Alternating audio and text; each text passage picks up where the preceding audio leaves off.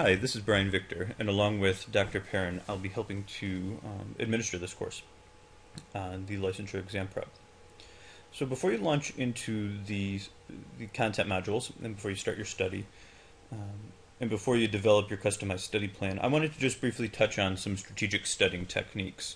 Given some of the more recent developments in educational psychology, we have a little bit of an idea, or a better idea, about what strategies work and which strategies haven't been shown to have a lot of efficacy in helping to generate both content retention and improved test outcomes. And so again, these are just a few. I'm going to cover 5 different techniques and make recommendations that you use 3 of them because they have a pretty strong evidence base to generate better results. Okay. So the first recommendation is going to be to set down the highlighter. Highlighting works based on something called the isolation effect, right? Where you set apart the important information from the unimportant information, and ideally you can do that really effectively if you're using a highlighter. The problem with that is that oftentimes people either highlight too much, so they make everything important, which eliminates the isolation effect, or there's not a really strong prior knowledge base about what's either going to be on the test or what information needs to be retained. And so people are erroneously coding information as important that's not. So between over-highlighting and incorrectly highlighting, the technique in and of itself is not all that effective. So there's really a lack of an evidence base that highlighting works. The second really commonly used techniques, particularly for exam preparation, is to reread. So you read the material once, study it, go back, give it a full rereading, or in some cases maybe even a third. So definitely one of the costs to rereading is that it's really time consuming.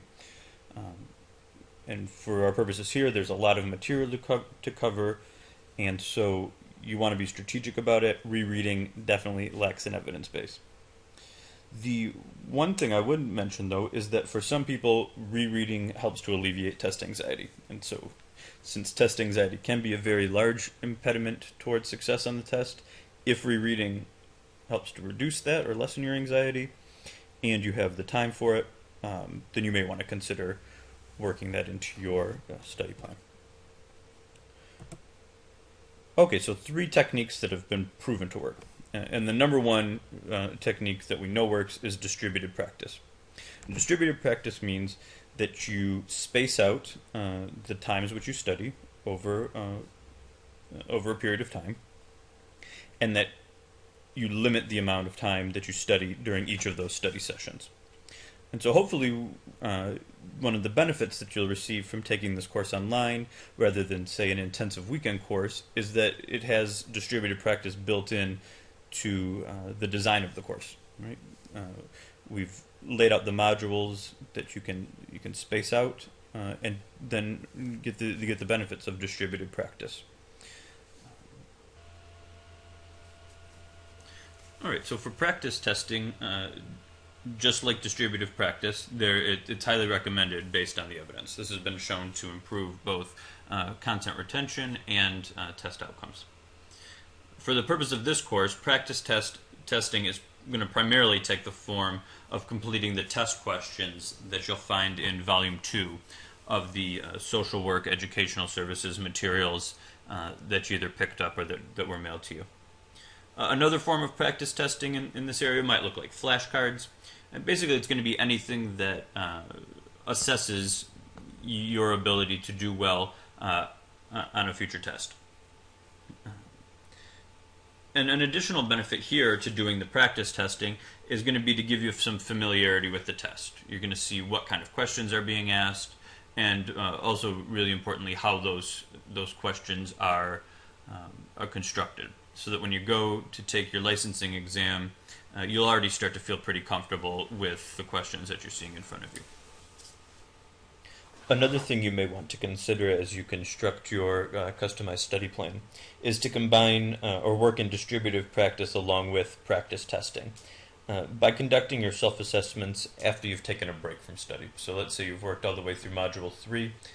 Instead of going immediately to the practice test questions to assess your retention, you may want to wait a day or two and then revisit that material to see what information you've retained, what information you still need to work on, and then that will help to set up a more targeted review process for you. As distinct from rereading all of the material, you can then go in and focus on particular areas that you've identified that are in need of review.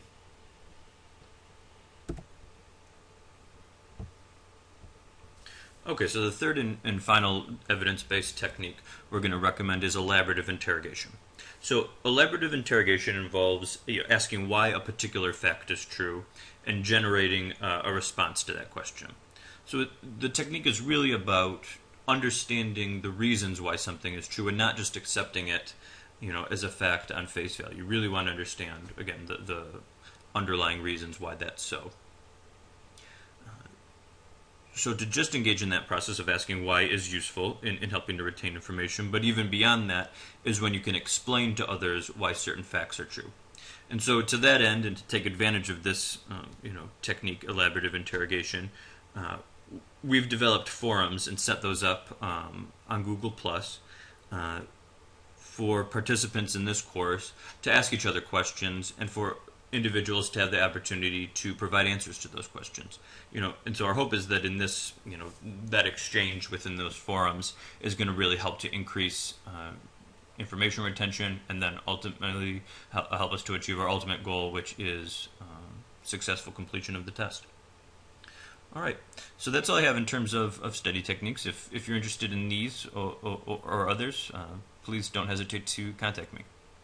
Thanks, and good luck in setting up your study plans.